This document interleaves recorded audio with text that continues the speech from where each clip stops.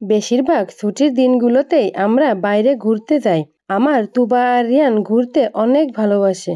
আর ওদেরকে নিয়ে ঘুরে ওদের হাসি মুখ দেখে আমার মনটাও খুশিতে ভরে ওঠে। দিন শেষে ওদের হাসি ভরা মুখটাই আমার কাছে সবথেকে বড় প্রাপ্তি। আজ একটা ছুটির দিন, তাই আমরা সবাই রেডি হয়ে বাইরে ঘুরতে বেরিয়ে গেলাম। হ্যালো ভিউয়ার্স, আসসালামু আলাইকুম। কি অবস্থা সবার? সবাই কেমন আছেন? আজ আমি বাচ্চাদের নিয়ে কামারখালী ব্রিজে ঘুরতে গেলাম। দেখুন আপনারা, আমার ছেলে মেয়ে দুইটা ঘুরতে গিয়ে কত খুশি। কামারখালী ব্রিজ ঘোরা শেষ করে আমরা অবদা বাজারে এসে একটা চায়ের দোকানে গিয়ে চা খেয়ে নিলাম। আর বাবুরা চিপস মিরিন্ডা খেয়ে নিল।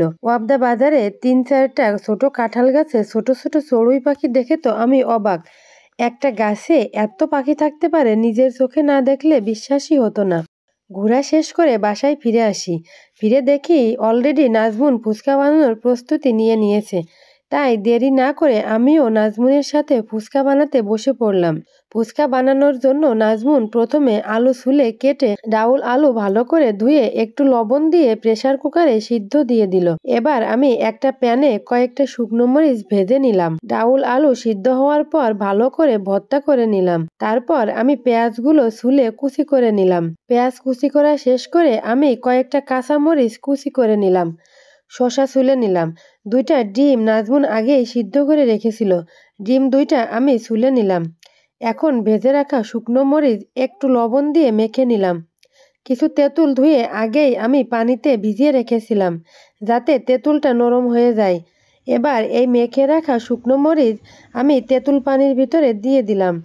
আর দিয়ে দিলাম 1 চামচ চটপটির মশলা। তেঁতুল চটকানো হয়ে গেলে এই তেঁতুল পানির ভিতর অ্যাড করে দিলাম একটু লবণ ও একটু চিনি। চামচ দিয়ে নেড়ে লবণ আর চিনিটা তেঁতুলের টকের সাথে মিশিয়ে নিলাম।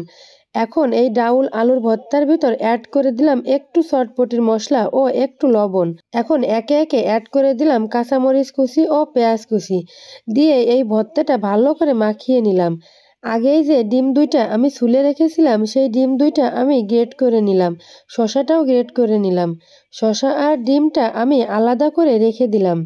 সবশেষে চলে গেলাম ফুচকা ভাজি করতে। আসলে আগে থেকে ফুচকাটা ভাজি করি নাই, নরম হয়ে যাবে তাই। ফুচকাগুলো তেলে ছাড়লে কি সুন্দর ফুলে উঠছে। আমার তো ফুচকা ভাজির পর এই ফুচকাগুলো শুধু শুধু খেয়ে নিতেই অনেক বেশি ভালো লাগে। আর এই তো একে একে সব ফুচকাগুলো ভাজি করা শেষ করলাম। ফাইনালি আমাদের ফুচকা ভাজি, ডাউল আলুর ভর্তা, তেঁতুলের টক, শসা ও ডিম গ্রেট সবকিছুই খাওয়ার জন্য একদমই রেডি। আর এই দেখুন, আমি ফুচকা বানিয়ে খাওয়াও শুরু করে দিলাম। টকটা যে কি দারুণ হয়েছিল কি বলবো। এভাবে আপনারাও বাসায় তৈরি করে খেয়ে দেখবেন কত টেস্ট লাগে।